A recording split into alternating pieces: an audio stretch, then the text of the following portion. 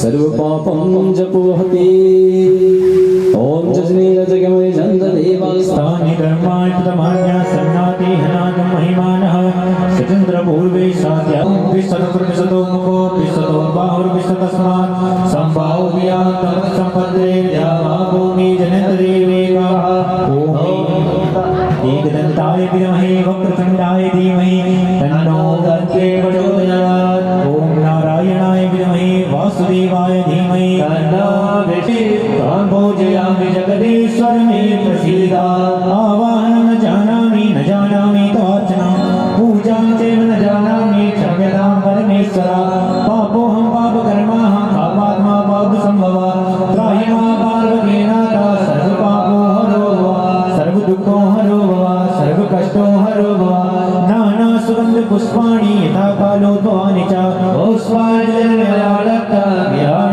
परमेश्वरः दिव्यमन्त्रपुष्पाञ्जलिं समर्पयामि।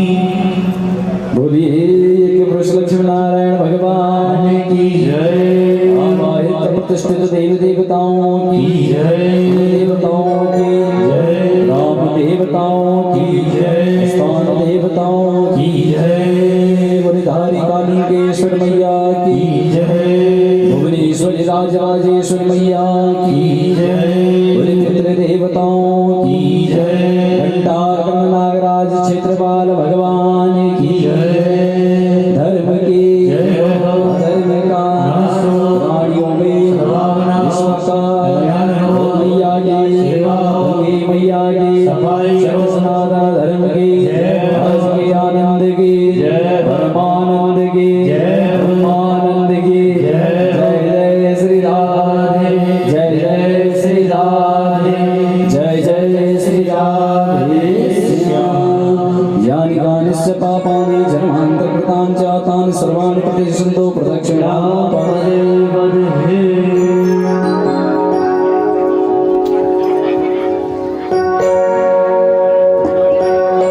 एक विशेष सूचना है।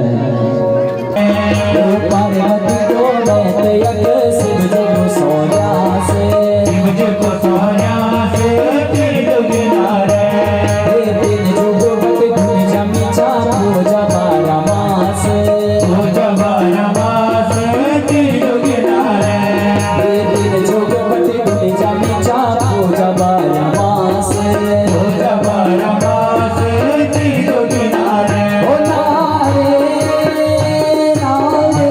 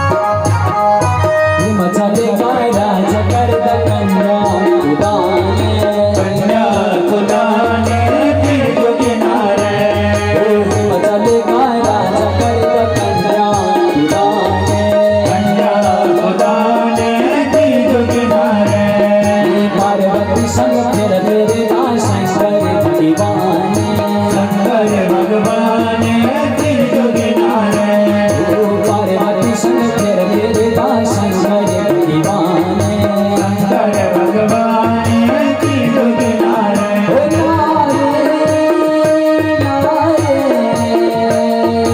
जय हो जय जो दस जय त्रिभुज देश होला त्रिभुज किनारे देवता देव होला त्रिभुज किनारे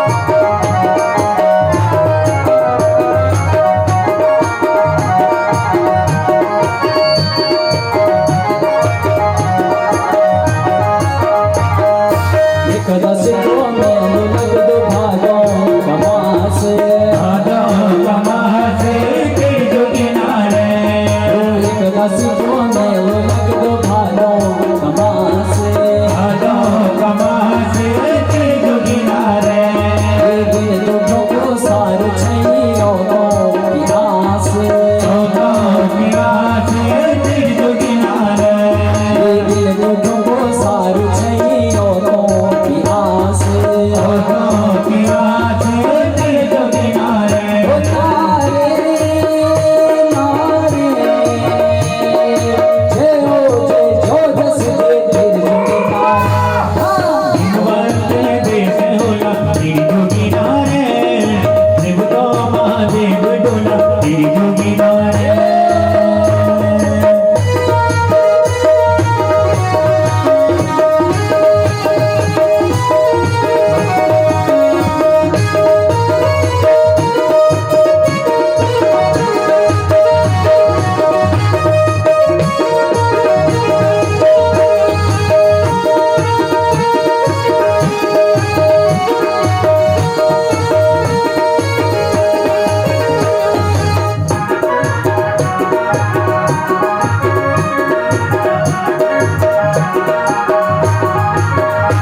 पूरबती सामरी लागिल छे कृपाले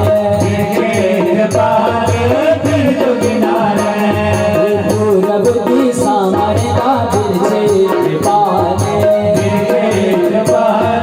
त्रिभुज किनारे दिन रात रोजा लाला सब माली गोपाले सजवाले गोपाले त्रिभुज किनारे दिन रात रोजा लाला सब माली गोपाले सजवाले गोपाले त्रिभुज किनारे ओ नारे नारे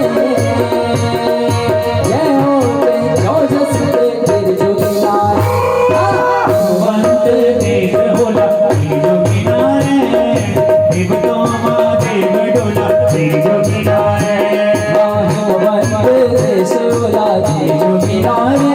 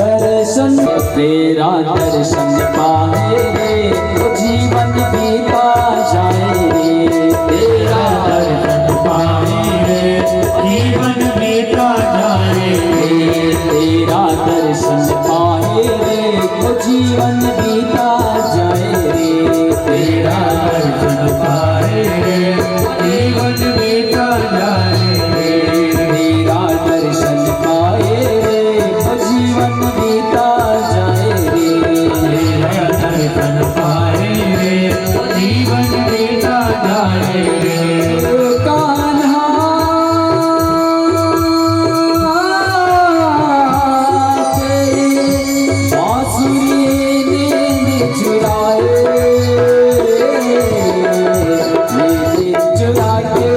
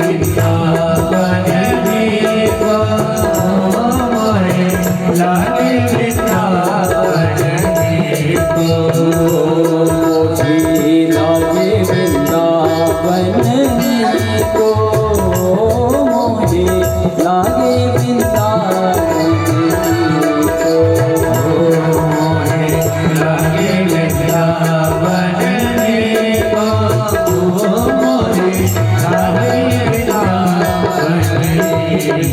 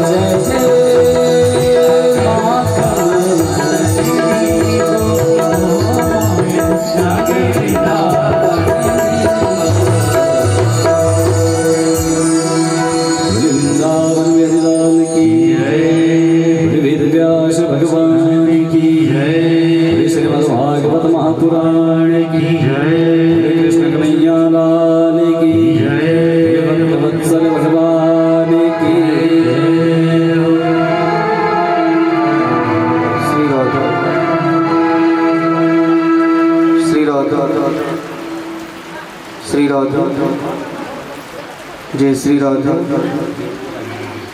बोलिए श्री बाल कृष्ण लाल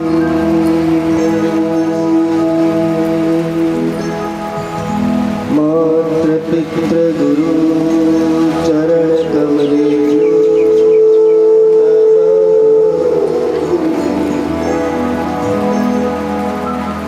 कि ओम नमः परमहंसाय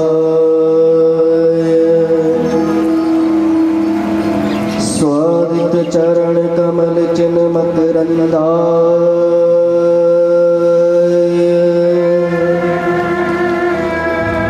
भक्त जन मानस निवासाय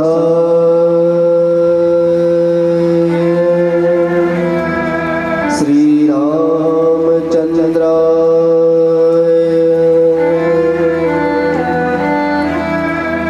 कि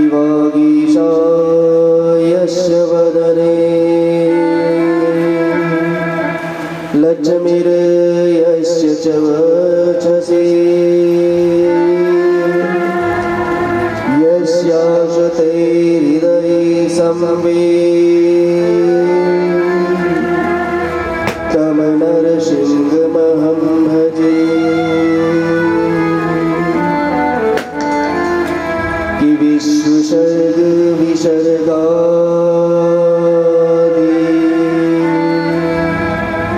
नवलग क्षणलग चिता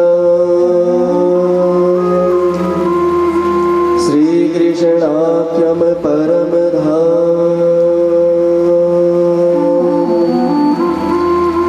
जगत धाम नमाम तत् कि सच्चिदानंद रूपाय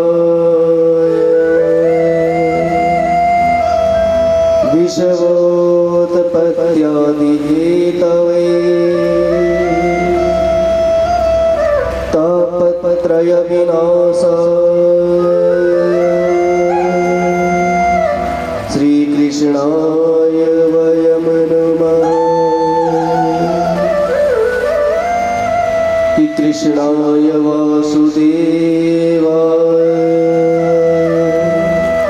हरये परमात्मने प्रणतः क्लेशनाशाय गोविन्दाय नमो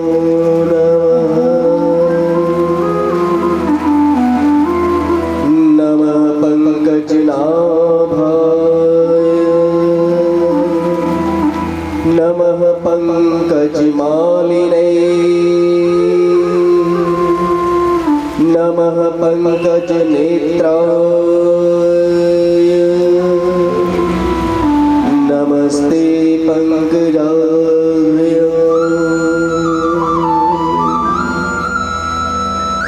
श्री राधे मेरी स्वामिनी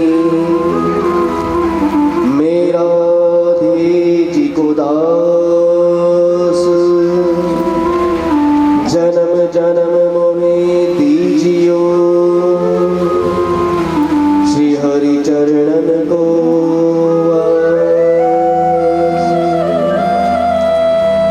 कि वृंदावन सो वन नहीं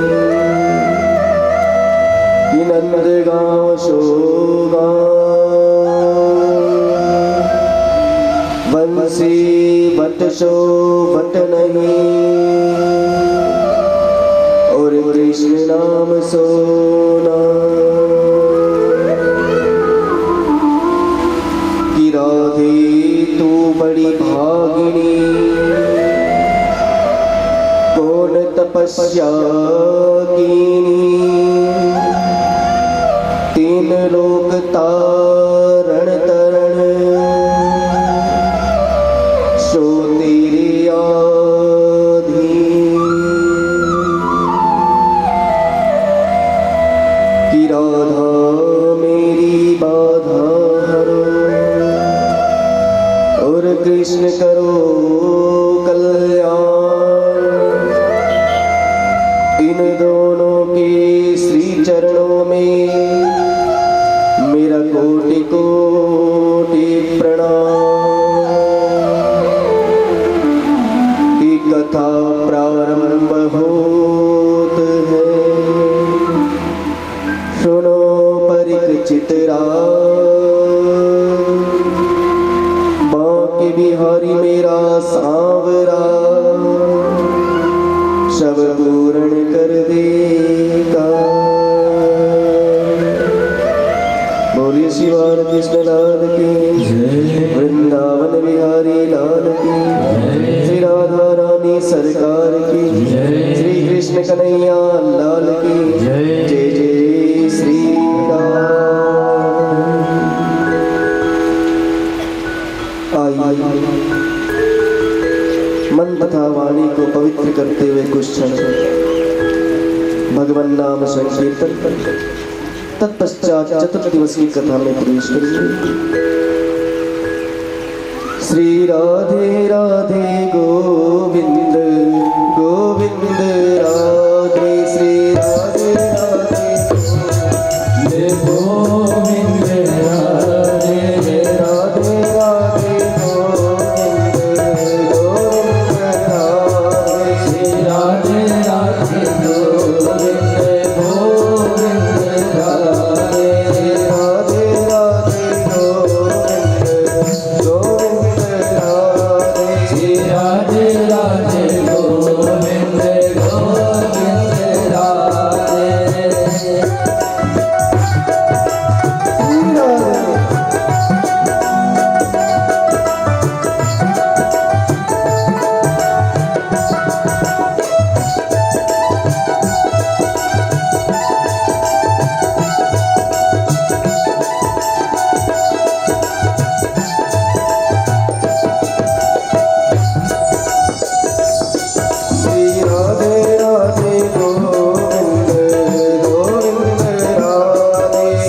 राधे राधे गोविंद गोविंद राधे राधे राधे गोविंद गोविंद राधे राधे राधे गोविंद गोविंद राधे गोविंद राधे गोपाल राधे गोविंद राधे गोपाल राधे गोविंद राधे गोपाल राधे गोविंद राधे गोपाल राधे राधे राधे गोविंद गोविंद राधे राधे राधे गोविंद गोविंद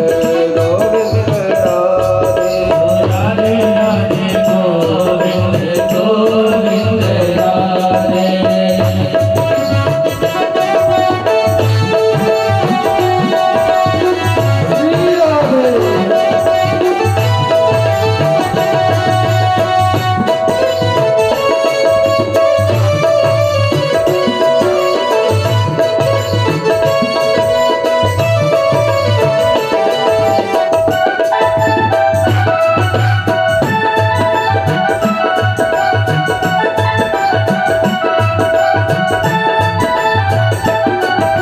राधे राधे गोविंद गोविंद राधे राधे राधे गोविंद गोविंद राधे गोविंद राधे हरि गोपाल राधे गोविंद राधे हरि गोपाल राधे गोविंद राधे हरि गोपाल राधे गोविंद राधे हरि गोपाल राधे राधे राधे गोविंद गोविंद राधे राधे राधे गोविंद गोविंद राधे राधे राधे गोविंद गोविंद राधे राधे राधे गोविंद गोविंद राधे गोविंद राधे हरि गोपाल राधे गोविंद राधे हरि राधे राधे गोविंद गोविंद राधे राधे राधे गोविंद गोविंद राधे राधे राधे गोविंद गोविंद राधे राधे राधे गोविंद गोविंद राधे राधे राधे गोविंद गोविंद राधे गोविंद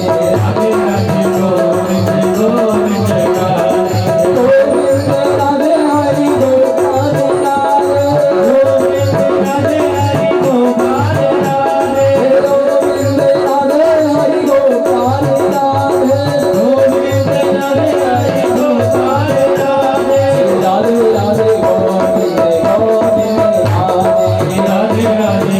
गोविंद गोविंद राधे राधे राधे गोविंद गोविंद राधे राधे राधे गोविंद गोविंद राधे राधे राधे गोविंद गोविंद राधे राधे राधे गोविंद गोविंद राधे राधे राधे गोविंद गोविंद राधे राधे राधे गोविंद गोविंद राधे राधे राधे गोविंद गोविंद राधे राधे राधे गोविंद गोविंद राधे राधे राधे गोविंद गोविंद राधे राधे राधे गोविंद गोविंद राधे राधे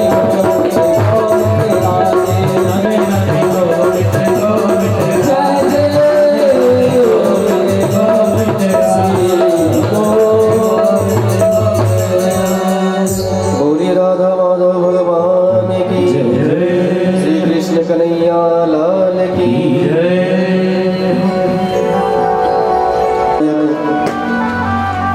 सर्वेश्वर सर्वाधिपति राधा रमण पादाहरण चित्तहार केवल आधार निराकार निर्विकार निर्विकल्प निरीह अकारण करुणा वर्णाले भक्त वांछात कल्पतरु भवाप्ति पूतम श्री वृज्जन वंदन वृंदावन चंदन यशोदा नंदन भगवान श्री बालकृष्ण लाल की वांग में प्रतिमूर्ति श्रीमद् भागवत महापुराण को प्रणाम करते हैं। आप सभी भक्तों के हृदय के मध्य उन प्रतिष्ठित आनंद कंद वृंदावन श्री कृष्णचंद्र जी को प्रणाम करते हैं। भगवान की भूता स्वरूपा आह्लादनी शक्ति नित्य निकुंजेश्वरी श्री विश्वभान दुलारी राधा रानी जी को प्रणाम करते हैं। रघुकुल कमल दिवाकर सूर्य श्रोमणी राजा रामचंद्र जी को प्रणाम करते हैं और असंख्य प्राणों के आराध्य परम पूज्य श्री केसरी नंदन हनुमान जी महाराज को प्रणाम करते हैं। इस भूमि की अधिष्ठात्री देवी मां भगवती धारी देवी को प्रणाम करते हैं। बाबा बटुक भैरवनाथ देव को प्रणाम करते हैं। इस यज्ञ में विराजमान सभी देवी देवताओं को प्रणाम करते हैं। समस्त पितृ देवताओं को प्रणाम करते हैं। आइए भक्तों, हम श्रीमद् भागवत शास्त्र के चतुर्थ दिवस में प्रवेश करते हैं। कल आप सभी लोगों ने भगवान की दिव्य कथा का रसास्वादन किया, जिसमें प्रभु ने नरसिंह अवतार लिया अपने भक्त प्रहलाद की रक्षा की। भगवान खंबे से भी प्रकट हो सकते हैं, लेकिन प्रकट करने वाला होना चाहिए। प्रहलाद जी की जो भक्ति थी, उन्होंने भगवान को खंबे से प्रकट कर दिया। सुखदेव जी राजर्षि परीक्षित को कथा श्रवण करा रहे हैं। परीक्षित बड़े मग्न से महाराज भगवान की दिव्य कथा को श्रवण कर रहे हैं। परीक्षित जी हमारे तरह कथा नहीं श्रवण कर रहे थे महाराज, 2 से 5, 2 से 6 ऐसे नहीं। उन्होंने भोजन पानी सब कुछ त्याग कर 4 दिन तक महाराज लगातार भगवान की इस दिव्य कथा को श्रवण कर रहे थे। आज सुखदेव जी राजर्षि परीक्षित से कहते, परीक्षित तुम 4 दिन से कथा श्रवण कर लो, मैं तुमसे एक प्रश्न करना चाहता हूं। परीक्षित जी बोले, महाराज कीजिए।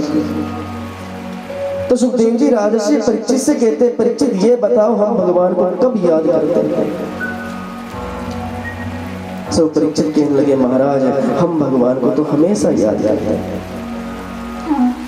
सुखदेव जी ने कहा, गलत। हम भगवान को कब याद करते हैं? जब हमारे जीवन में कष्ट आता है, जब हमारे जीवन में संकट आता है, तब हमको भगवान याद आता है। दुखों से अगर चोट खाई ना होती, तो मेरे कन्हैया तेरी याद आई ना होती। जब हमारे जीवन में दुख कष्ट महाराज आ जाते हैं, तब हम परमात्मा को याद करते हैं। और जब सुख संपत्ति घर आवे, कष्ट मिटे तन का, तब परिवार के लोगों को याद करते हैं। और थोड़ा सा भगवान कष्ट क्या दे दे हमारे जीवन में, महाराज हम भगवान को कोसने लगते हैं। लेकिन भगवान भी कहते हैं, जो तू करे मेरी आस, तो मैं कर दूं तेरा सत्यानाश, और फिर भी न छोड़े तू मेरी आस, तो मैं बन जाऊं स्वयं तेरा दास। मीरा से भी सब कुछ छीना महाराज, सुदामा जी से भी सब कुछ छीना, सूरदास से भी सब कुछ छीना, रेदास से भी सब कुछ छीना, नरसिंह भगत से भी सब कुछ छीना, तब जाकर उनको भगवान की प्राप्ति हुई। क्योंकि भगवान जब अपना भक्त बनाते हैं तो पहले ठोकते हैं, पीटते हैं, इसकी भक्ति में कोई कमी तो नहीं है। लेकिन हम हमेशा भगवान को दुख में याद करते हैं। दुख में सुमिरन सब करे और सुख में करे न कोई, और जो सुख में सुमिरन करे तो दुख काहे को कोई। यदि हम भगवान को महाराज सुख में याद करेंगे, तो भगवान दुख आने नहीं देंगे। सुखदेव जी राजर्षि परीक्षित से कहते, परीक्षित मुझे एक कथा याद आती है। एक त्रिकूट नाम का बड़ा सुंदर पर्वत था महाराज, जिसमें 3 शिखर थे, एक सोने की, एक चांदी की, एक लोहे की। उस त्रिकूट पर्वत का राजा महाराज गजेंद्र था, जिस गजेंद्र की 50 रानियां तथा 150 बालक थे। आज गजेंद्र अपने रानियों के साथ, अपने बालकों के साथ जैसे ही उस पर्वत में भ्रमण कर रहा था, छोटे मोटे जीव गजेंद्र को देखते हैं, प्रणाम करते हैं। गजेंद्र कहता है तुम्हें कोई कष्ट तो नहीं है? छोटे मोटे जीव कहते हैं महाराज आपके राज्य में हमको कैसा कष्ट हो सकता है, बड़े आनंद के साथ हैं हम आपके राज्य में। आज जैसे गजेंद्र उस पर्वत से निकलने लगे, गर्मी का समय था महाराज, गजेंद्र ने सोचा क्यों ना थोड़ी जल क्रीड़ा करें, तो वहीं पास में एक ऋतुमान सरोवर, गजेंद्र उस सरोवर में चले गया और महाराज स्नान करने लगा। स्नान कैसे करता है? सूंड में जल भरता है, अपनी पत्नियों में फेंकता है, अपने बच्चों में फेंकता है, क्योंकि गजेंद्र को जल क्रीड़ा बड़ी ही प्रिय लगती है। अब महाराज जैसे जल क्रीड़ा करने लगा, गजेंद्र सूंड से जल भर रहा है, अपनी पत्नियों में डाल रहे हैं, बड़े आनंद के साथ महाराज जल क्रीड़ा कर रहे हैं। लेकिन कहते हैं उसी सरोवर में एक ग्राह भी रहता। जैसे ही महाराज वो जल दूषित होने लगा, ग्राह ने समझा इसमें जरूर कोई ना कोई चीज है, सो आज ग्राह ने गजेंद्र के चरणों को पकड़ लिया। गजेंद्र ने मन में विचार किया कि जब इसको पता चलेगा कि मैंने राजा के चरणों को पकड़ा है, ये मुझे छोड़ देगा। लेकिन ग्राह है महाराज जलचर और गजेंद्र है थलचर। जल में जाते ही ग्राह की शक्ति महाराज दुगनी हो गई। ग्राह महाराज गजेंद्र को खींचने लगा। इधर गजेंद्र छुड़ाने का प्रयास करता है लेकिन नहीं छुड़ा पाता। इधर महाराज जब गजेंद्र की सभी शक्ति महाराज समाप्त हो गई तो आज अपने बालकों को बुलाने लगा, बेटा मेरी रक्षा करो, बेटा मेरी रक्षा करो, इस जल में कोई जीव है जो मुझे भीतर खींच रहा है। गजेंद्र के पुत्रों ने सूंड से सूंड मिलाई, महाराज खींचने लगे लेकिन वो भी नहीं खींच पाए। पत्नियों ने भी सहायता की लेकिन वो भी नहीं खींच पाया। 50 बालक 150 पत्नियां महाराज कई दिनों तक खींचती रही, लेकिन जब गजेंद्र नहीं निकला तो आज उन्होंने गजेंद्र का त्याग कर दिया। इधर जैसे ही गजेंद्र का त्याग किया, गजेंद्र के नेत्रों से आंसू निकलने लगे कि मैंने ये राज्य, इस पर्वत को इन्हीं के लिए संभाला था, आज इन्होंने मेरा साथ छोड़ दिया। इधर जब सभी पत्नियां बालक वहां से जाने लगे, गजेंद्र को ग्राह भीतर खींचने लगा, गजेंद्र के महाराज आंसू आने लगे। इधर जैसे ही गजेंद्र के आंसू आ रहे थे, अब केवल उसकी सूंड की सूंड बची थी। इधर गजेंद्र भगवान को याद करता है। जब परिवार ने साथ छोड़ दिया, अपनों ने साथ छोड़ दिया, तब गजेंद्र को महाराज भगवान याद आया। इधर जैसे भगवान को याद किया तो महाराज स्वर्ग में सभी देवी देवता खड़े थे। प्रभु नारायण गणेश जी से कहते हैं, अरे गणेश जी जाओ इस गजेंद्र की रक्षा करो। भगवान गणेश ने कहा, प्रभु मैं तो नहीं चाहता, क्योंकि इसने अपनी स्तुति में मेरा नाम नहीं कहा। मेरे तो अनेक नाम हैं, एक दंत दयावंत महाराज, गजेंद्र, गणेश, मूषक वाहन, अनेक नाम। माता से कहा, माता ने भी कहा मेरे भी अनेक नाम है, मैं भी नहीं चाहता। नाम ध्येयानि कुर्वन्ति स्थानानि लाभुत, दुर्गेति भद्र कालेति विजया वैष्णवेति च। वैष्णो देवी बोल देता, मनसा देवी बोल देता, महाराज मैं भी नहीं चाहता। शंकर जी से कहा, शंकर जी ने भी कहा प्रभु इसने मेरा नाम नहीं लिया। इधर जैसे सभी देवी देवताओं से भगवान विष्णु ने पूछा, कोई तैयार नहीं है। अंत जब भक्त के महाराज प्राण संकट में थे, भगवान तब तुरंत महाराज गरुड़ को आदेश दिया। इधर लक्ष्मी जी आई और जैसे लक्ष्मी आई, लक्ष्मी ने कहा प्रभु कहाँ जा रहे हैं? भगवान ने हाथ तो लक्ष्मी जी के सामने कहा और थी जाकर गजेंद्र के सामने, इतनी तेजी से। इधर जैसे प्रभु गरुड़ में आरूढ़ होकर गए महाराज, कहते गरुड़ को भी अभिमान आ गया। गरुड़ ने भी मन में विचार किया कि भगवान मेरे बिना कहीं नहीं जाता। भगवान ने मन में सोचा कि गजेंद्र के अभिमान को तो मैं बाद में दूर करूंगा, लेकिन पहले इस गरुड़ के अभिमान को दूर करता हूं। अपने कनिष्ठ का उंगली उस गरुड़ के ऊपर लगाई और कहा गरुड़देव लेकर उड़ो। गरुड़ ने बहुत प्रयास किया लेकिन उड़ नहीं पाया। भगवान कहने लगे तू अपने भीतर अभिमान करता है, तू क्या सोचता है तू मुझे लेकर उड़ता है? अरे तुझे मैं अपने पंजों में फंसा कर उड़ता हूं।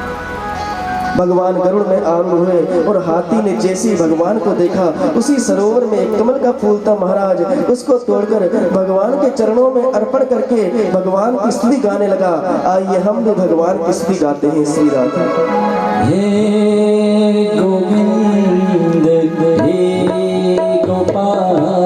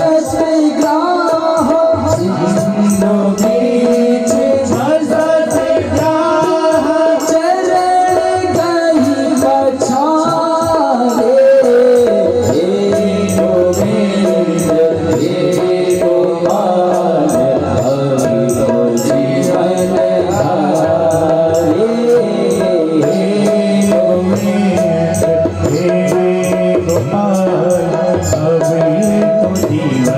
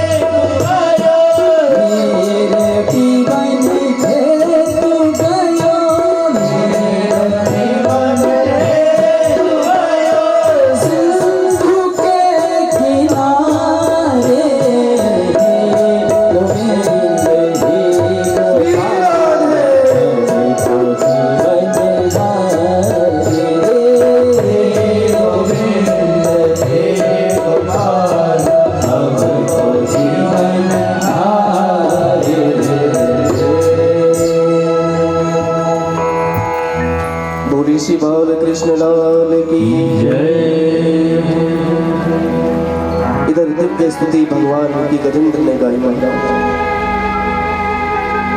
आज जब सभी ने साथ छोड़ दिया है तो भगवान जब गजेंद्र को याद आया तो एक क्षण में ही भगवान ने महाराज गजेंद्र के पास प्रकट हो गए। इधर जैसे ही महाराज गजेंद्र ने भगवान को पुष्प अर्पित किया, भगवान ने सूंड सहित महाराज पुष्प को पकड़ा और सूंड खींच दी गजेंद्र की।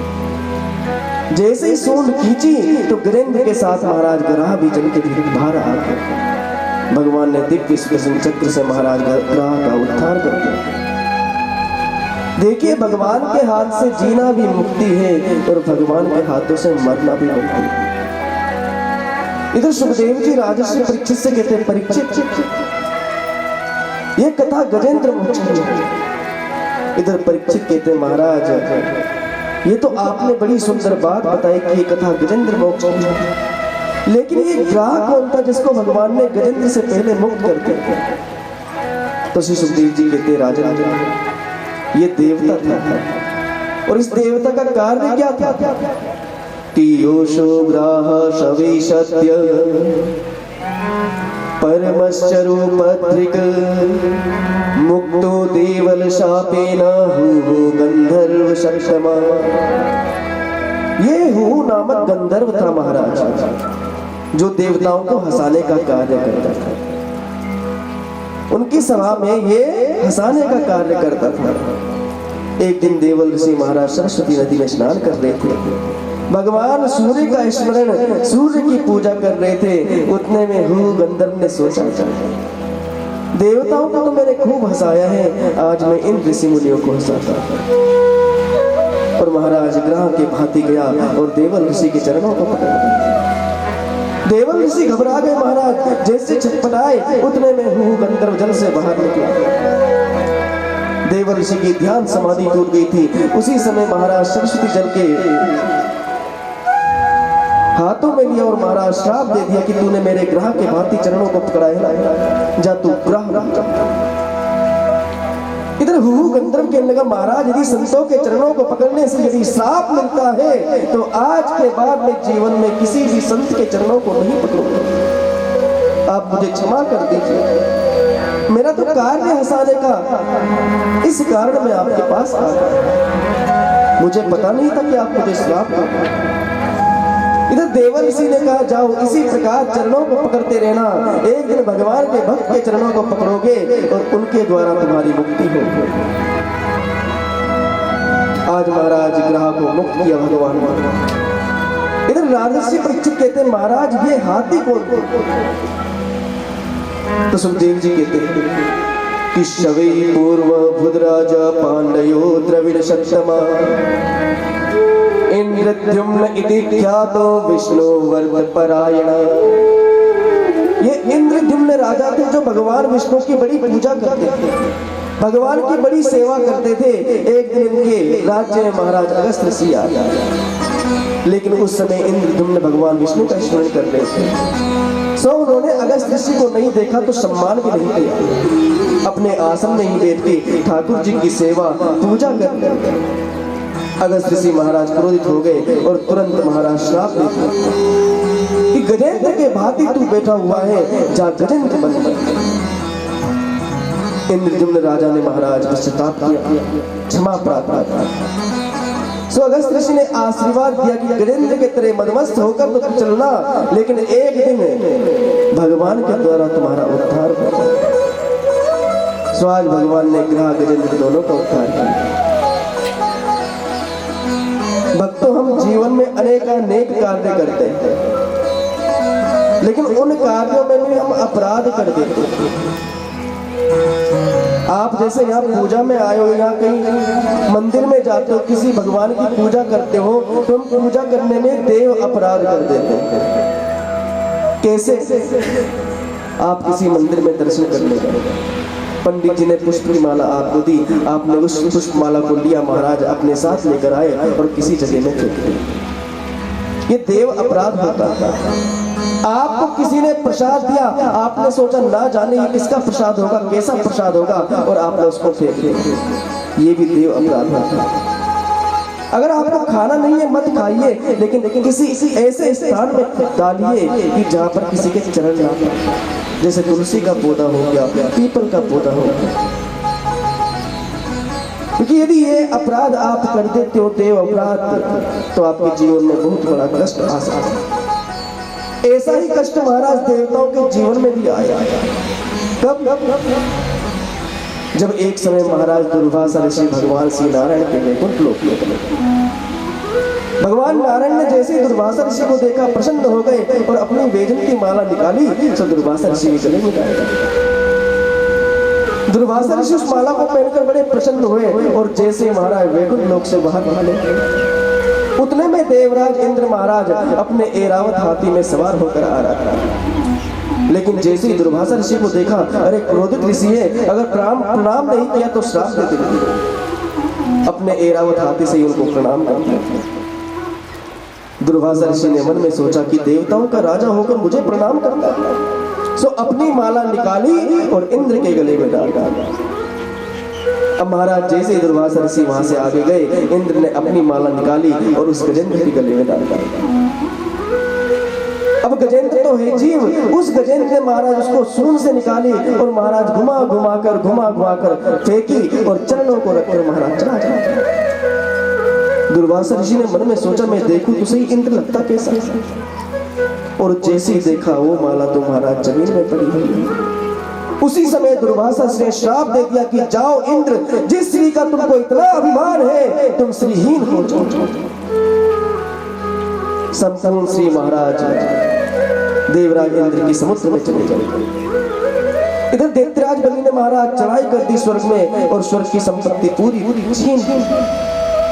इधर देवता महाराज भगवान की शरण में भगवान से प्रार्थना की, प्रभु हमको श्री चाहिए, आप किसी भी तरीके से हमारे श्री हमको वापस कर दीजिए। भगवान नारायण कहने लगे, देखो देवताओं, तुमने ऋषि का अपराध किया और उनका श्राप लगाए तुम्हारी श्री समुद्र में जाकर छिप गई। यदि तुमको वो श्री चाहिए तो तुमको समुद्र मंथन करना पड़ेगा। अच्छा महाराज, समुद्र मंथन कैसे करेंगे? का उसमें तुमको दैत्यों के साथ संधि करनी पड़ेगी, मित्रता करनी पड़ेगी। इधर देवता कहने लगे, महाराज हम दैत्यों के साथ मित्रता नहीं कर सकते। भगवान ने कहा, मैं कब कहता हूं तो मित्रता करो, उनसे संधि कर लो। और कैसी संधि हो? तो भगवान उनको मार्ग बताते हैं। क्या क्या क्या कि अर्यो अपि संदेय सती कार्यार्थ गौरवे अहिमूषक वद्देव हृदिश्च पदविंगते। अर्यो अपि संदेय सती कार्यार्थ गौरवे, अपने कार्य को सिद्ध करने के लिए तुम सांप चूहे की मित्रता कीजिए। महाराज कैसे? जैसे एक किनारे है महाराज सांप बैठा हुआ और उसको बंद किया हुआ। अब महाराज सांप जिसने पकड़ा था वो तो वहां से चला गया और उसी कक्ष में एक चूहा घूम रहा था। अब चूहे ने जैसे ही देखा तो महाराज उसके पिंजरे के ऊपर कूदने लगा। अब जैसे ही महाराज कूदने लगा, सांप समझ गया कि इसके ऊपर चूहा। सांप कहने लगा, मामा जी आप कृपा करके एक कष्ट कर दीजिए, मुझे इस पिंजरे से बाहर निकाल दीजिए। चूहे ने कहा, नहीं, यदि मैंने तुमको इस पिंजरे से निकाला तो सबसे पहले तुम मुझे खाओगे। नहीं मामा जी, अब तो मैं भगवान विष्णु का भक्त हो गया हूँ, मैं तो एकादशी का व्रत करता हूँ, मैं अब चूहों को नहीं खाता। और देखिए आपका मुख भी मेरे समान है, आपकी पूंछ भी मेरे समान है, तो मैं आपको बिल्कुल ही नहीं खाऊंगा। अब महाराज चूहा विश्वास में आ गया, उसने उसके पिंडारे को काटा और पिंडारे को काटने के बाद जैसे ही महाराज द्वार की तरफ काटा, सांप के नेत्रों से आंसू निकलने लगे। सांप कहने लगा, मामा जी आपने इतनी बड़ी कृपा की है, आओ थोड़ा गले मिल लो। और जैसे ही चूहा गले मिलने गया, सांप ने मुख खोला और चूहे को निकल गया। ऐसी मित्रता करो। अरे अपने संदेह या सती कार्यार्थ गौरवे, अपने कार्य सिद्ध करने के लिए तुम उनके साथ सांप चूहे की मित्रता करो। इधर सभी देवता महाराज दैत्यों के पास आए, इधर दैत्य युद्ध करने लगे। उतने में देवता महाराज शरण में गिर गए कि देखो तुम भी कश्यप नंदन हो और हम भी कश्यप नंदन, इस नाते तुम हमारे भाई हो। चलो क्या हुआ, तुम दिति की संतान हो, हमारे पिता तो एक है। हम एक कार्य बताते तुमको भैया, हम समुद्र मंथन करते हैं, उस मंथन करने से अमृत निकलेगा और उस अमृत को हम दोनों भाई पी लेंगे और उसको पीने से हम दोनों अमर हो जाएंगे। दैत्य भी तैयार हो गए। महाराज समुद्र मंथन प्रारंभ करना जैसी शुरुआत हुआ, सबसे पहले मंदराचल पर्वत को महाराज उठाने लगे, लेकिन भगवान गणेश की पूजा नहीं की। इधर मंदराचल पर्वत गिरा और आदि दैत्य और आदि देवता मूर्छित हो गए। भगवान ने मृत संजीवनी विद्या के द्वारा उन सभी को जीवित कर दिया। अपने गरुड़देव को आदेश दिया। गरुड़देव ने महाराज उस मंदराचल पर्वत को क्षीर सागर में रखा। इधर जैसे ही क्षीर सागर में रखा तो मंदराचल पर्वत महाराज उस नदी क्षीर सागर में धंसने लगा। उसी समय भगवान ने कश्यप रूप धारण किया। बोलिए कश्यप भगवान की। अपने पीठ में उस मंदराचल पर्वत को धारण किया। सभी देवता महाराज वासुकी नाग के पास आए। वासुकी नाग से प्रार्थना की कि महाराज आप रस्सी का कार्य कीजिए। वासुकी नाग ने मना कर दिया। भगवान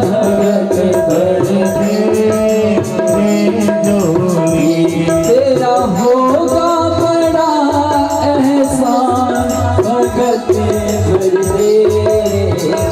तेरा होगा बड़ा एहसान, भगत भर दे। खड़ा भगवान भगत भर दे। झूली खड़ा भगवान भगत भर दे झोली। तेरा होगा खड़ा एहसान, ये जुग जुग तक रहेगी शान, भगत भर दे। झूली तेरा द्वार खड़ा भगवान भगत भर दे झोली।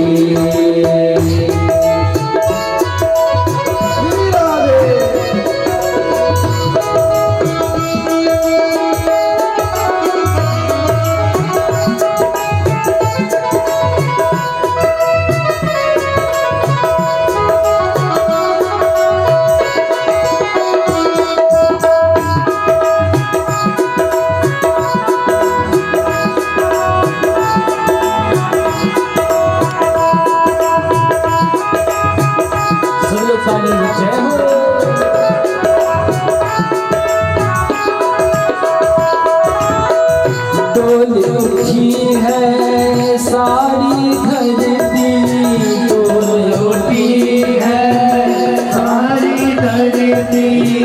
डोल उठी है सारी धरती। डोल उठी है सारी धरती। डोला गगन है सारा, डोला गगन है सारा। भीख मांगने आया धरती पर, भीख मांगने आया घर पर। जगत का पालन हारा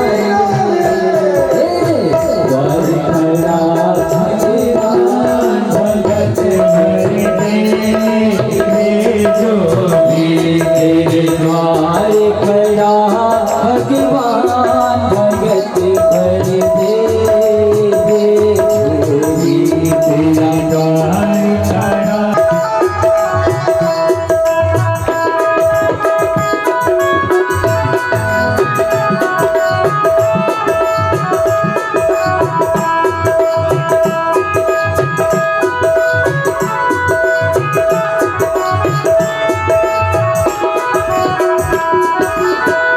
मैं आज तेरा मेहमान हूँ, मैं आज तेरा मेहमान हूँ, मैं आज तेरा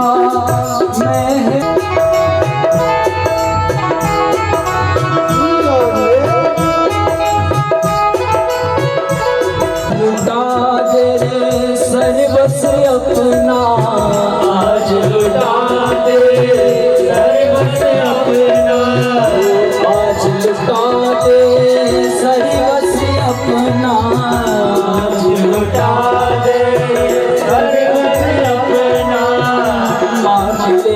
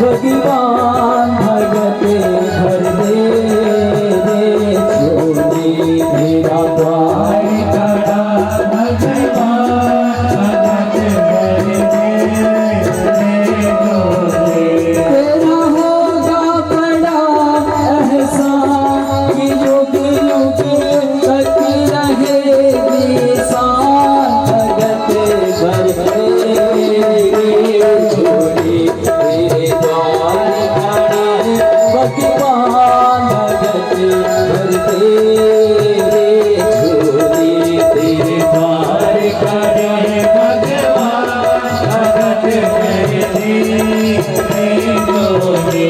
तेरा होगा बड़ा एहसान कि लोग तेरी राहें निशान भगत करते तेरी बार करे भगवान भगत करती डोली। तेरी बार करे भगवान भगत करते झोली। तेरी बार करे भगवान भगत करती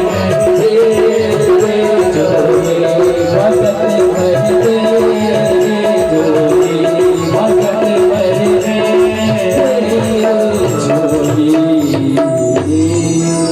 झोली भगत दूध पीता हुआ देखो महाराज, मैं अपने नाती को सोने की कटोरी में दूध पीता हुआ देखो। पहले तो लड़की की शादी नहीं हो रही होगी तो शादी भी होगी, संतान के योग नहीं होंगे तो संतान भी होंगे, अगर उससे पहले जाने की उम्र भी होगी तो महाराज जा नहीं सकते। और सोने की कटोरी जिसके घर में होगी भाई साहब वो धनवान तो हो गई, जिसके यहाँ सोने की कटोरी होगी वो तो धनवान होगा। तो इसमें देखिए कितनी चीजें मांग ली, आंख भी मांग लिए, बच्चे का विवाह भी मांग लिए और साथ में नेत्र भी मांग लिए। तो ऐसे भगवान वामन कहते कि पदानी त्रीणि देते इंद्र सम्मितानि पदामा, कि प्रभु यदि आप मुझे कुछ देना चाहते हो तो मुझे 3 पग भूमि दीजिए। राजा बलि ने कहा महाराज जहां पर आपको भूमि चाहिए वहां से आप नाप लीजिए। सो वामन भगवान कहते नहीं नहीं, पहले आपको संकल्प लेना पड़ेगा। राजा बलि कहते महाराज 3 पग भूमि के लिए मैं क्या संकल्प लूंगा, आप कहीं से भी ले लीजिए। महाराज वामन भगवान ने भूमि नहीं दी। इधर जैसे ही दैत्य गुरु शुक्राचार्य जी ने मन में विचार किया कि छोटा सा ब्राह्मण संकल्प की बहुत बात करता है, देखो तो सुनो। और जब ध्यान लगाया तो क्या देखा, ये कोई वामन नहीं, ये कोई कृपण नहीं, ये जो साक्षात देवताओं का कार्य सिद्ध करने के लिए नारायण ही वामन रूप से आया। इधर दैत्य गुरु शुक्राचार्य जी ने राजा बलि को बुलाया और बलि से कहने लगा देखो जो तुमने संकल्प किया है कि ब्राह्मण को दान देना है वो दान मत देना। राजा बलि कहने लगे महाराज तो क्योंकि ये वामन नहीं, ये नारायण है और देवताओं का कार्य सिद्ध करने के लिए तुझसे स्वर्ग की संपत्ति छीनने के लिए ये वटक वामन के रूप में आया। राजा बलि कहते महाराज इससे बड़ा सौभाग्य क्या होगा कि मेरे द्वार में साक्षात नारायण को मांगने आना पड़ा। मेरे तो दोनों हाथों में लगे, अगर ये ब्राह्मण होगा तो कुछ भूमि से ही संतुष्ट हो जाएगा, और यदि नारायण है तो ऐसा संसार में कोई नहीं है जिसके पास स्वयं नारायण मांगने गए। महाराज जैसे ही राजा बलि ने संकल्प किया, राजा बलि की पत्नी विंध्यावली भी आई, रत्नमाला भी आई। रत्नमाला ने देखा कितना सुंदर बालक है, काश ये मेरा पुत्र होता तो मैं अपने स्तनों का पान कराता। विंध्यावली ने महाराज जैसी संकल्प में जल डाला, इधर जैसे राजा बलि संकल्प लेने गए उसकी तंतुओं में महाराज दैत्य गुरु शुक्राचार्य जी बैठ गए। अगर ये जल गिर गया तो राजा बलि का संपूर्ण धन छिन जाएगा। इधर वामन भगवान ने अपनी कुशा से एक आसन से कुशा निकाला और जैसे उस पात्र में डाला दैत्य गुरु शुक्राचार्य जी की एक आंख फूट गई महाराज। इधर दैत्य गुरु शुक्राचार्य जी ने राजा बलि को शाप दे दिया कि जाओ बलि तुम्हारे संपूर्ण श्रीहीन हो जाए। उसी समय महाराज जैसे ही संकल्प किया राजा बलि और भगवान वामन का ध्यान किया, महाराज तीनों ने रत्नमाला विंध्यावली राजा बलि ने नेत्र बंद है। इधर वामन भगवान ने अपना विराट रूप धारण कर लिया, एक पग से अतल वितल सुतल तलातल महातल रसातल पातल लोक को नापा और दूसरे पग से भू भू सोह मह जन तप सत्य लोक को नापा। महाराज तीसरे पग के लिए जगह ही नहीं बची। गरुड़ देव को आदेश दिया कि राजा बलि ने संकल्प लिया था 3 पग भूमि का, लेकिन इसने 2 पग भूमि दिए, इसको गरुड़ पास में पानी। राजा बलि कहने लगे महाराज मेरा एक प्रश्न है, आप मुझे गरुड़ पास में बांध लेना लेकिन आप मेरे एक प्रश्न का जवाब दीजिए। वामन भगवान कहने लगे बोलो बोलो। का प्रभु ये बताइए धन बड़ा होता है कि धनवान बड़ा होता है? प्रभु नारायण कहने लगे धनवान बड़ा होता है। कहा प्रभु अभी तो आपने मेरा केवल धन को नापा है, अभी धनवान तो शेष है, तीसरा पग आप मेरे सर पर भगवान वामन के नेत्रों से आंसू निकलने लगे और कहने लगे, राजन मैं तो तुझे छलने आया था, लेकिन तूने तो मुझे ही छल। देखिए भगवान 3 जगह चुप हो गए थे, एक राजा बलि में, एक राजा बाली में और एक कालिया नाग के सामने। इन तीनों ने प्रभु से प्रश्न किए थे और उन प्रश्नों का भगवान जवाब नहीं देते। इधर वामन भगवान ने राजा बलि को मारा, शुतल लोक दिया। वामन भगवान कहने लगे, देखो राजन, तुमको मैं ये शुतल लोक प्रदान करता हूँ। अभी इंद्रासन में पुरंदर नाम के राजा बैठे हुए हैं, और जब अगला युग आएगा महाराज, उसमें तुम इस इंद्रासन में महाराज विराजमान।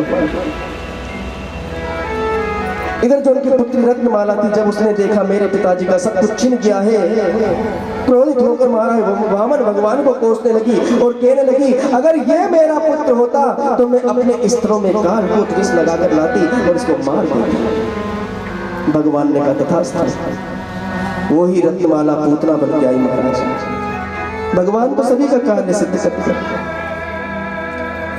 इधर राजा बलि को मारा, शुतल लोक दिया। वामन भगवान द्वार में खड़े हैं राजा बलि के। आज माता लक्ष्मी ने सोचा कि मेरे प्रभु ना ही वैकुंठ में है, ना ही क्षीर सागर में। देखो तो सही मेरे स्वामी है कहां पर, देखो तो सही मेरे स्वामी कहां पर।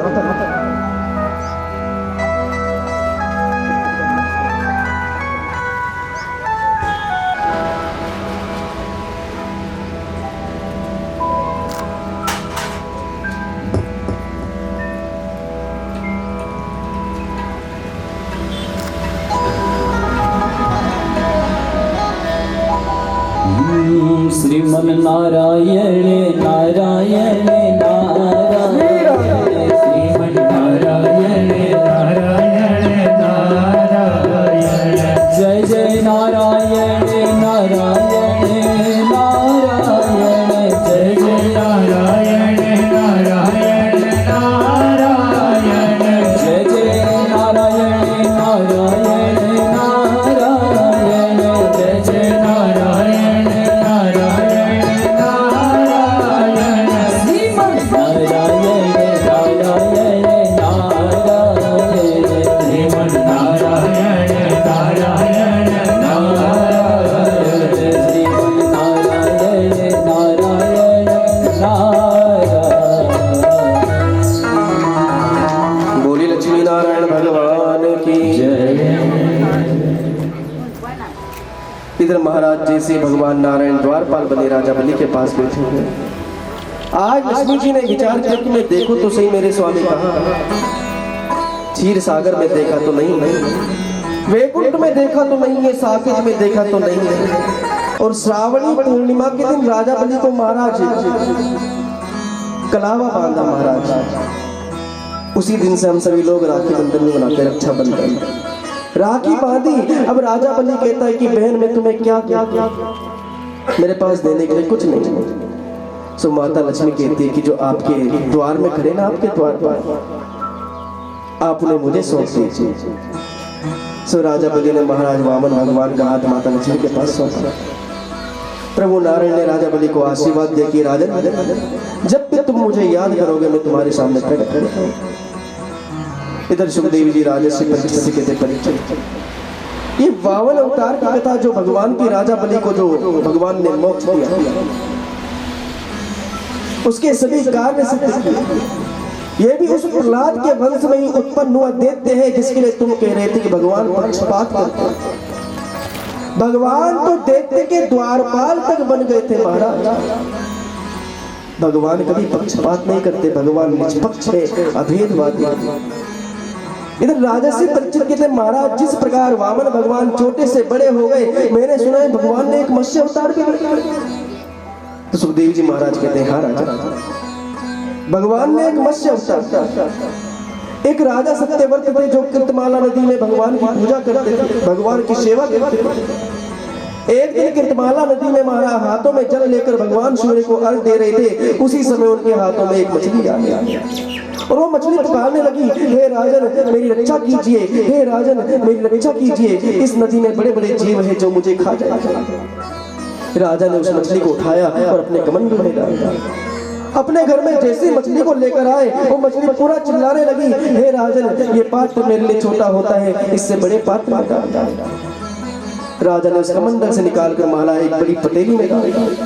अब जैसे जब करने लगे, पुनः वो मछली पुकारने लगी, राजन, ये पात्र मेरे लिए छोटा होता है, इससे बड़े पात्र में रखे। इधर राजा ने अपने सेवकों को भेजा और उस मछली को महाराज अपने सरोवर में डलवा दिया। इधर जैसे ही सरोवर में डाला, पुनः मछली चिल्लाने लगी, राजन, ये पात्र भी मेरे लिए छोटा होता है, इससे बड़े पात्र में डालिए, इससे बड़े पात्र में डालिए। राजा ने उस मछली को निकाला और महाराज उसी सागर में छोड़ दिया। इधर जैसे ही महाराज उस नदी में छोड़ा, पुनः मछली पुकारने लगी, राजन, ये इस नदी में बड़े बड़े जीव हैं, वो मुझे खा जाएंगे, आप मुझे यहाँ से निकालिए। राजा ने कहा, देवी, आप ये बताइए, आप कौन? जरूर आप कोई देव शक्ति हो, या तो आप कोई देवता हो, या तो कोई आप दैत्य। भगवान ने कहा, मैं नारायण। आज से ठीक 7 दिन बाद महाप्रलय हो। उस महाप्रलय में संपूर्ण संसार जलमग्न हो जाएगा, क्योंकि हयग्रीव दैत्य ने वेदों की चोरी की है और उन वेदों की रक्षा मुझे करनी है। राजन, आज से ठीक 7 दिन बाद तुम यहाँ पर आना, सप्तऋषियों को लेकर, सभी प्रकार की औषधि लेकर, और यहाँ पर नौका है, उस नौका में विराजमान हो जाना। 7 दिन बाद राजा सत्यव्रत वहाँ आए, सप्तऋषियों को लेकर औषधि लेकर उस नौका में महाराज विराजमान हुए। भगवान मत्स्य ने अपने सिंह से उस नौका को पकड़ा और महाराज ले जाकर महाराज उस राजा को दिव्य उपदेश दिया, जो ही उपदेश मत्स्य पुराण के नाम से, जो उपदेश मत्स्य भगवान ने राजा सत्यव्रत को दिया, वही मत्स्य पुराण है। हयग्रीव दैत्य को मारकर महाराज वेदों की भगवान ने रक्षा की और वेद महाराज ब्रह्मा जी को सौंपे। इस प्रकार भगवान मत्स्य छोटे से बड़े होकर महाराज राजा सत्यव्रत के ऊपर उपकार कर। इधर सुखदेव जी राजा से परीक्षित को महाराज कथा श्रवण करा दिया। अभी आपने अष्टम स्कंद की कथा प्राप्त सुनी, अब यहाँ से हम 9वें स्कंद में प्रवेश करेंगे। तो देखिए, 9वें स्कंद में ही वंशावली है, जिसमें प्रभु राम भी आए और जिसमें प्रभु श्याम भी आए, और राम कृष्ण तो एक हैं, अंतर नहीं निमेष, इनके नयन गंभीर हैं, इनके चपल विशेष। प्रभु राम कृष्ण में कोई भिन्नता नहीं है, दोनों एक ही, बस फर्क केवल एक ही है कि एक के नयन गंभीर हैं और एक में चंचलता है महाराज। तो 9वें स्कंद में हम प्रवेश करें, उससे पहले महाराज ठाकुर जी का गुणगान करते श्री राम।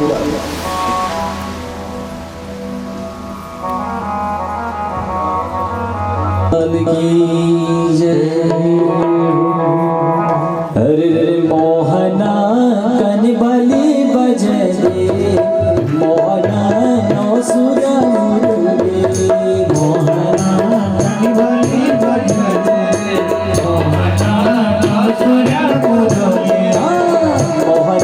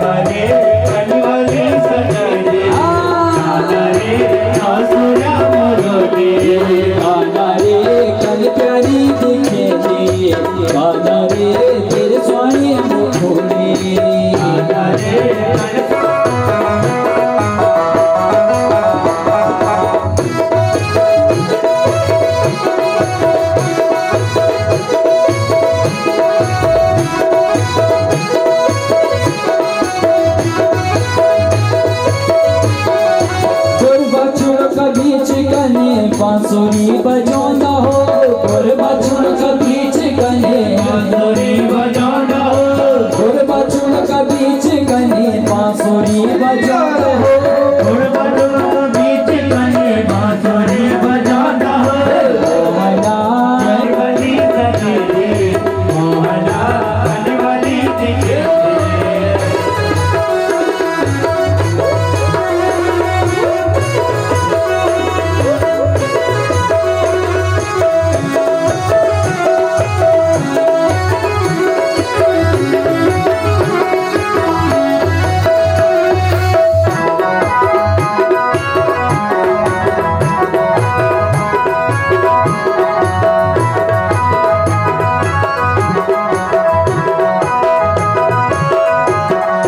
जमुना किनारा जब गेंद खिलन चांद हो जमुना किनारा जब गेंद खिलन चांद हो जमुना किनारा जब गेंद खिलन चांद हो यमुना किनारा जब गेंद खिलन चांद हो जैकी गई जमुना माँ नागते न चौंद हो जैकी गई जमुना माँ नागते न चांद हो नागते न चौंद नागते न चौंद तो नाग न कैया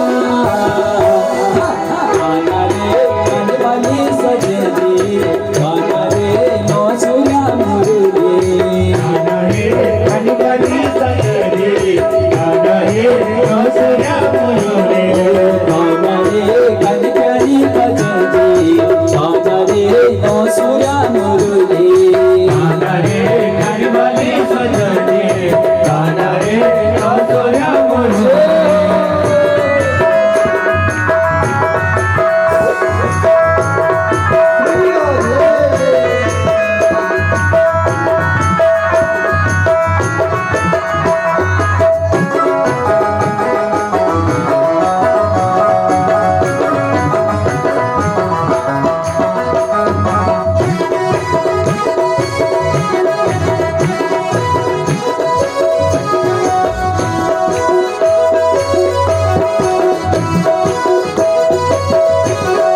दगड़ियों का दगड़ा मजब जाए चरोंद तो दगड़ियों का दगड़ा जब गयों चरोंद तो सब रंग ने तेरा काटे का हाथ औंद ने सब रंग तेरा काटे मतों के का हाथ औंद ने गाना रे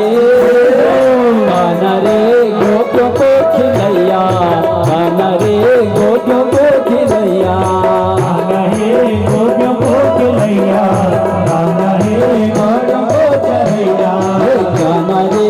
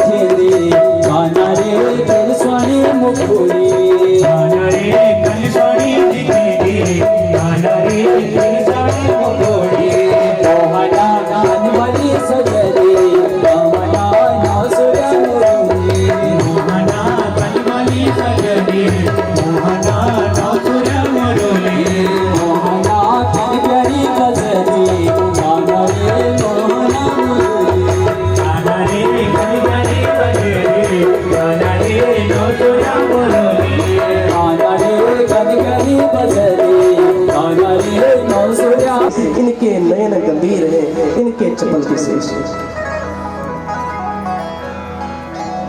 इन दोनों की वंश परंपरा में महाराज फर्क।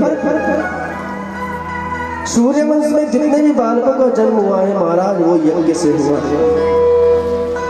भगवान राम का भी जन्म यज्ञ से हुआ, यज्ञ करना पड़ा। और श्री कृष्ण के वंश में जितने भी विवाह हुए महाराज भगा कर लेके गए, चाहे भगवान श्री कृष्ण हो चाहे उनके पुत्र हो। तो राम कृष्ण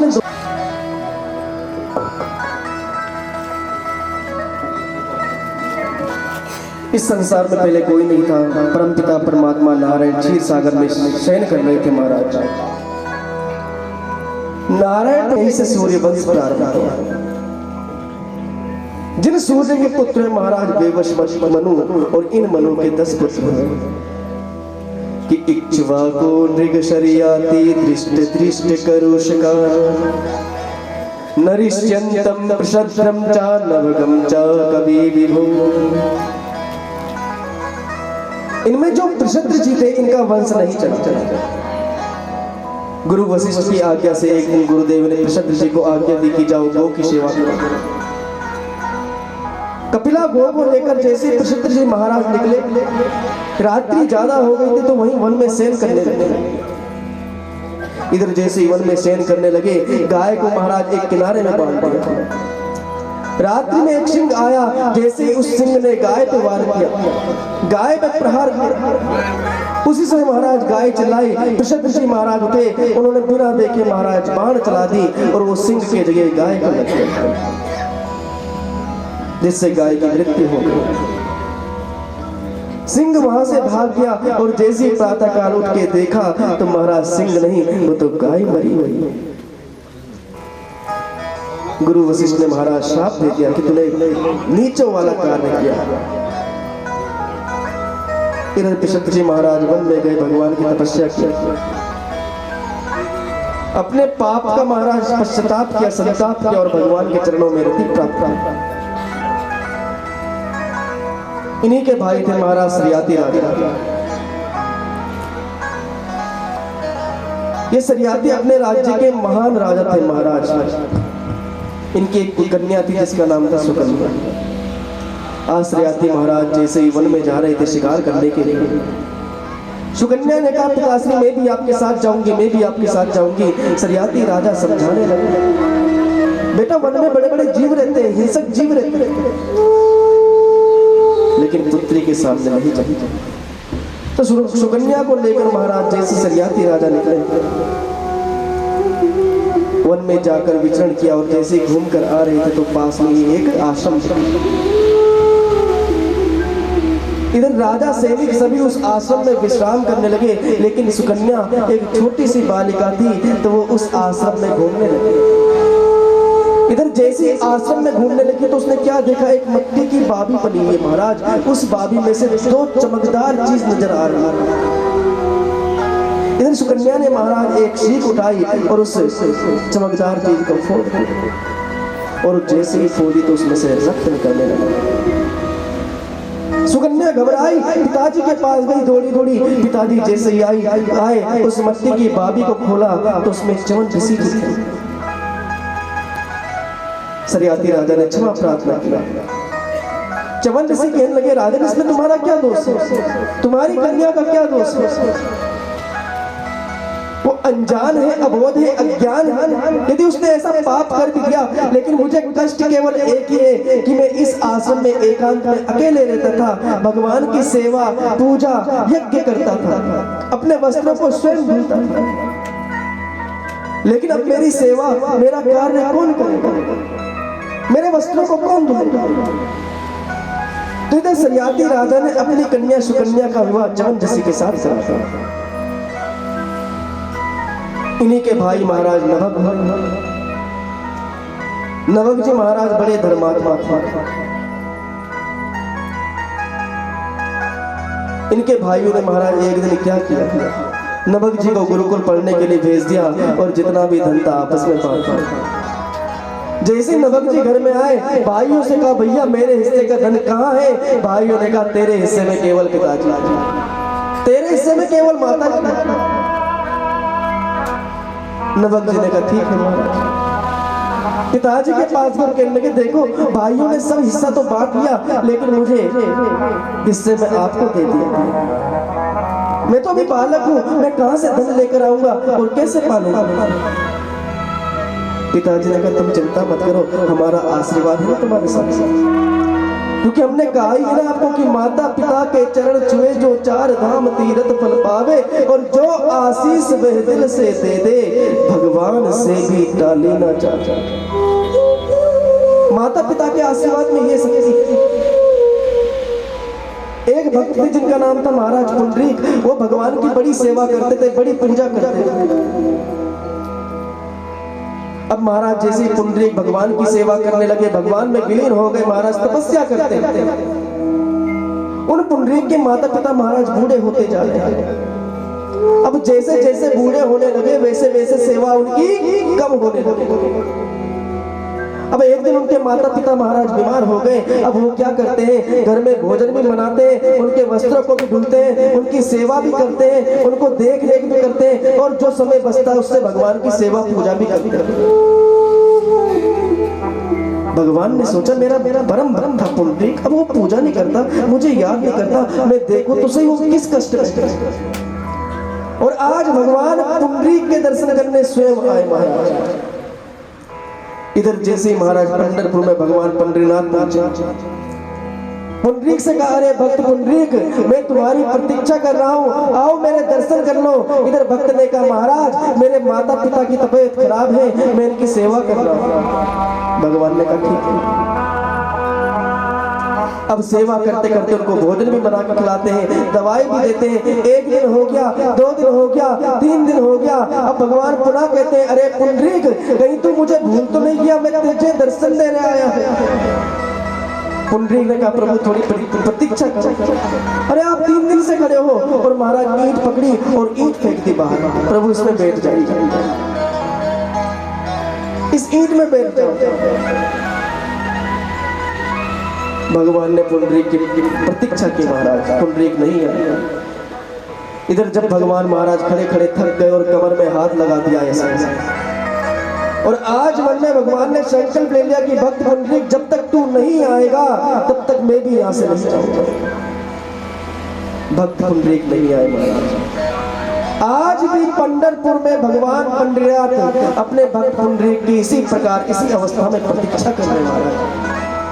वहां कभी मंदिर में जाना भगवान पंडरीनाथ के, वो इसी प्रकार प्रतीक्षा कर रहे कमर में हाथ लगा। तो माता पिता की तपस्या का प्रभाव क्या कि भगवान को अपने भक्त की प्रतीक्षा करनी पड़ी, लेकिन भक्त ने अपने दर्शन नहीं दिए। तो नवक जी महाराज जी भी क्या कहते कि पिताश्री आप मेरे हिस्से में आयो। पिताजी कहते बेटा हमारा आशीर्वाद है, तू चिंता मत कर, तुझे जो चाहिए वो मिलेगा। आज से ठीक 3 दिन बाद अंगिरा गोत्र के ब्राह्मण यहाँ तपस्या करने आएंगे, पूजा करने आएंगे, यज्ञ करेंगे। वो तीसरे दिन का कृत्य भूल जाते हैं, और तुम जाना उनको याद दिलाना, जितना भी धन होगा वो तुमको दे देंगे। उन्होंने ऐसे ही माना। 3 दिन का कृत्य भूल गए थे, उनको बताया। इधर सभी ब्राह्मणों ने अपने धन को वहीं छोड़ दिया कि इस धन को तुम लेकर जाओ। इधर जैसे वो धन को समेटने लगे उतने में एक काला काला पुरुष उत्पन्न हो गया। वो कहने लगा ये धन मेरा है। इधर नवक जी कहा नहीं महाराज ये धन मेरा है, उन ब्राह्मणों ने मुझे दिया है। कहा महाराज इस धन को देने वाले ब्राह्मण कौन होते हैं? अरे यज्ञ का जो अंतिम हिस्सा बचता है वो भगवान रुद्र का होता है, वो सबको पता है, और मैं रुद्र हूँ। यदि तुम्हें विश्वास नहीं होता तो अपने पिताजी से जाकर पूछो। पिताजी के पास गए। पिताजी ने कहा बेटा उनका आशीर्वाद लेना, वो धन तो भगवान रुद्र का होता है। नवक जी महाराज भगवान रुद्र के पास गए, उनको प्रणाम किया, धन समेत के जैसे भगवान रुद्र को देने लगे, भगवान रुद्र ने कहा इसको मेरा प्रसाद समझ के तुम ले। संपूर्ण धन भगवान रुद्र ने नवक जी महाराज को दिया। तो देखिए इसमें एक बात आई है कि यज्ञ का जो भी हिस्सा बचता है वो भगवान रुद्र का होता है। इसका मतलब क्या होता है कि हम जो यज्ञ करते हैं, इंद्राय नमः स्वाहा, अग्नये नमः स्वाहा, तो जब हम हवन करते हैं तो हवन में कुछ सामग्री जमीन में गिरती है, तो हम लोग क्या करते हैं, उसको समेटने लग जाते हैं, और बहुत लोग तो क्या है, उसको भी आहुति में डाल देते हैं। ऐसा कभी नहीं करना चाहिए। जो हिस्सा जमीन में गिर जाता है वो भगवान रुद्र का होता है, उसको कभी अग्नि में नहीं डालना चाहिए। इसी प्रकार की जो भी पूजा करते हैं, जो भी कार्य करते हैं, पूजा में फल लेकर आए हो, ब्राह्मण जी ने लिखे ये फल लेकर आओ, और इस प्रकार की सामग्री, तो जो भी बच जाए वो भगवान रुद्र का होता है। क्योंकि देवताओं ने तो जब दक्ष प्रजापति ने भगवान को कहा था कि तुम्हें किसी भी यज्ञ में भाग नहीं मिलेगा, तो देवताओं ने कहा था महाराज जो यज्ञ में जितना भी धन बचेगा, जो भी चीज बचेगा, उसमें सब में तुम्हारा ही वास होगा। उसमें भगवान रुद्र का वास है। इधर रुद्र भगवान ने नमक जी महाराज को संपूर्ण धन दे दिया। इन्हीं नमक के भाई नाभाग हुए महाराज, इन्हीं के वंश में आगे जाकर महाराज अम्बरीश हुए। अम्बरीश जी परम भागवत, चक्रवर्ती सम्राट होकर भी भगवान में सच्ची निष्ठा महाराज। कई रानियां हैं लेकिन उनसे कभी भी केवल भगवान का चिंतन करते। उनका स्वभाव कैसा है कि सवै मनः कृष्ण पदारविंदयो वचांसि वैकुंठ गुणानुवर्णने करो हरि मंदिर मार्जनादिषु स्तुतिश्चकारश्चित्त सत्कथोदय।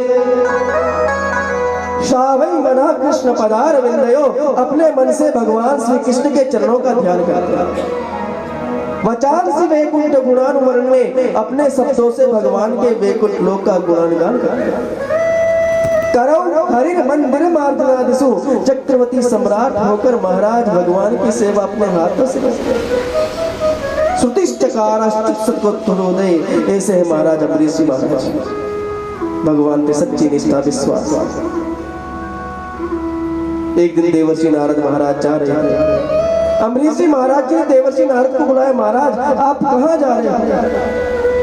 नारद जी कहने लगे महाराज ये पोथी मेरे पास है, एक में वो है जिनमें भक्तों के नाम है, और एक में वो है जिनकी सेवा स्वयं भगवान करते हैं। अच्छा महाराज भक्तों की पोथी दिखाइए।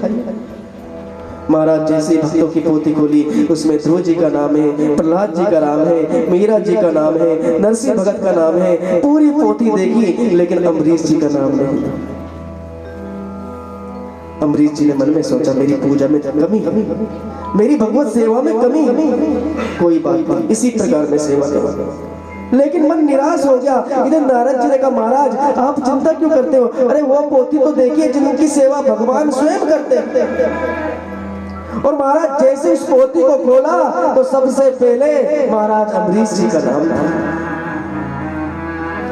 अम्बरीश जी के नेत्रों से महाराज आंसू निकलने लगे।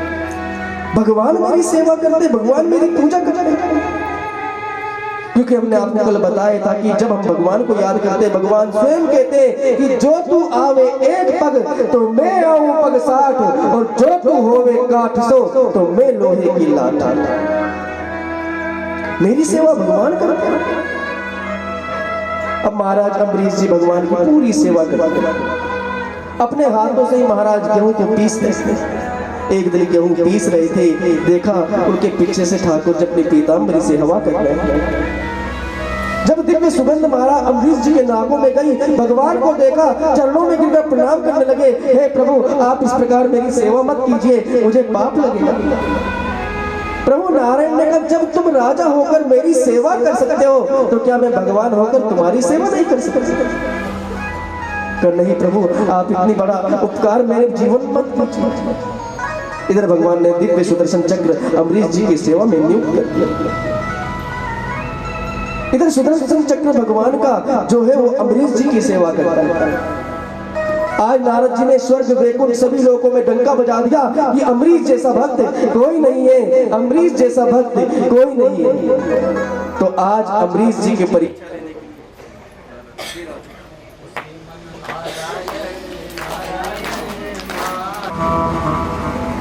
एक शोभरी ऋषि थे महाराज जो स्नान कर रहे हैं। स्नान करते करते उन्होंने क्या देखा, जल में मछलियां विहार कर रही हैं। मन में इच्छा हुई कि मैं भी विवाह करूं। अब विवाह करूं तो मैं किससे विवाह करूं महाराज? तो पहुंच गए मानधाता के पास कि महाराज आपके पास 50 कन्या है, एक कन्या के विवाह आप मेरे से करा दीजिए। अब मानधाता ने सोचा कि अगर मैं मना करूं तो संत श्राप दे देंगे, लेकिन मैं ऐसा अपराध क्यों करूंगा कि अपनी पुत्री का विवाह इनके साथ करा दूं? ये तो बूढ़े बाबा। अब मानधाता ने कहा महाराज जो कन्या आपको पसंद कर ले आप उसके साथ विवाह कर लीजिए। सौरी ऋषि समझ गए, उन्होंने अपना रूप ही बदल दिया, महाराज सुंदर पुरुष के रूप में प्रकट हो। जैसे ही 50 कन्याओं के पास गए, सभी कन्या कहने लगी हम इनसे विवाह करेंगे, हम इनसे विवाह करेंगे। सो 50 कन्याओं का विवाह महाराज सौरी ऋषि के साथ साथ। इन्हीं के वंश में महाराज आगे जाकर त्रिशंकु हुए, जिन्होंने अपने गुरु का अपमान किया, सो श्राप लगा चंडाल का। इन्हीं के वंश में आगे जाकर शगर हुए, बाहुक हुए, असमंजस हुए, अंशुमान, दिलीप हुए, भगीरथ हुए, श्रुत हुए।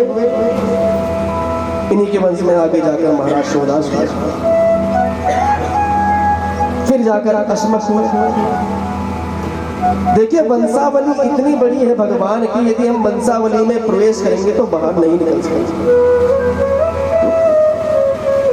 भगवान के वंश इतने बड़े, प्रत्येक वंश के एक व्यक्ति की भी हम कथा करेंगे, महाराज सगर जी महाराज जी की भी कथा करेंगे तो 7 दिन हमारे उसमें ही निकल जाएंगे। लेकिन हमने 7 दिन में राजा से परीक्षित को मोक्ष दिलाना है महाराज। तो इसलिए वंशावली को केवल स्पर्श कर सकते हैं। अस्मक के आगे जाकर महाराज खटवांग नाम के राजा कि खटवांगा दीर्घबाहुश्च रघुस्तस्मात् पृथोस्रव अजस्ततो महाराजा तस्मात् दशरथो भवत्। खटवांग हुए, दीर्घबाहु हुए, रघु हुए, पृथु हुए, अज हुए, महाराज दशरथ। एक दुष्ट था जिसका नाम था महाराज रावण। उसने भगवान शंकर की बहुत तपस्या की। तपस्या से पूछा भगवान मेरा वध किसके हाथों होगा? तो भगवान भोलेनाथ कहने लगे देखो अभी राजकुमार दशरथ है, दशरथ का विवाह कौशल्या के साथ होगा, उनके घर में जो बालक जन्म लेगा उसके हाथों तुम्हारा वध होगा। रावण ने कहा ऐसी बात? तो यदि दशरथ नहीं रहेगा तो मेरे को मारेगा कौन? यदि दशरथ नहीं हुआ तो राम होगा नहीं। तो महाराज आज दशरथ जी अपने मंत्री सुमंत के साथ नौका में विहार कर रहे थे। इधर रावण ने उस नौका को तोड़ा और दशरथ जी महाराज सुमंत जी महाराज उस नदी में डूबने लगे। सामने ही एक टापू था, दोनों उस टापू में चले। अब महाराज कौशल देश गया रावण और कौशल्या को एक संदूक में बंद किया और उस संदूक को महाराज नदी में छोड़ दिया और तिमंगल मत्स्य को आदेश दिया कि जब तक मैं ना कहूं तब तक इस बक्से को छोड़ना।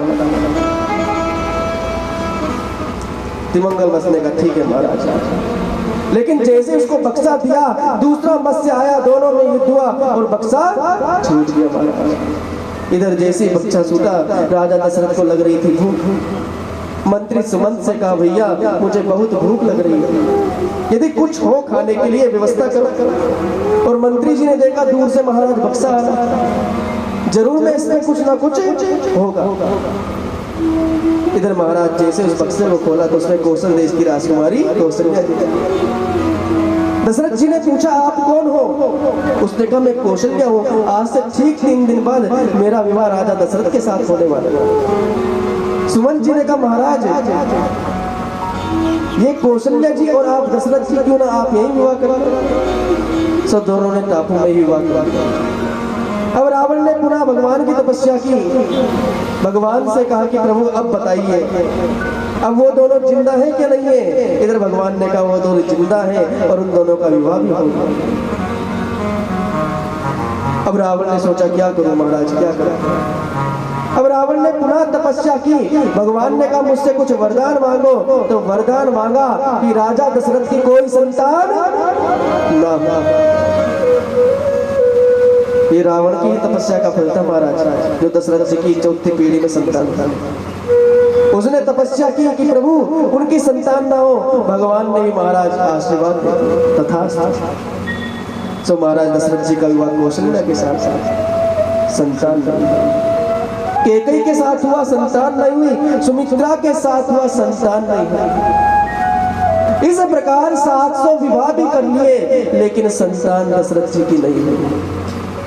बुढ़ापा आने लगा, अब सोचने लगे मैं कहाँ जाऊं, किसको ये अपनी व्यथा सुनाऊं। अगर संसार के लोगों को बोलूंगा तो सब लोग हंसेंगे, किसके पास जाऊं, क्योंकि हर आंसू सबको दिखाया ना करो, हर बात सबको बताया ना करो। लोग मुट्ठी में नमक लिए फिरते हैं, इसलिए हर जख्म सबको दिखाया ना करो। लेकिन संसार के लोगों को बोलूंगा तो वो मुझ पे हंसेंगे, अरे राजा होकर भी इसकी संतान नहीं, अब इसके बाद इस राज्य को कौन चलाएगा। दशरथ जी के मन में बड़ी ग्लानि आई। जब सब रास्ते बंद हो गए, कोई नजर नहीं आ रहा, तो उनको अपने गुरुदेव याद आ गया। तो आज अपने गुरुदेव के पास जा रहे हैं राजा दशरथ, और क्या कह रहे हैं, एक बार भूपति मन माही,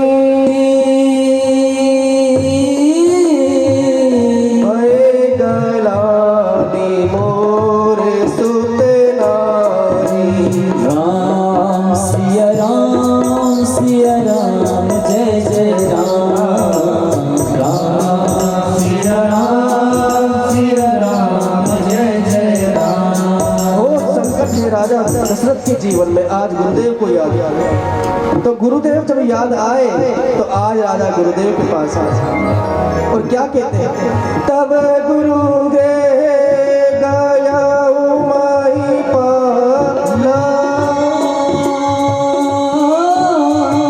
चरण लागी करी विनय विशाला, राम सिया राम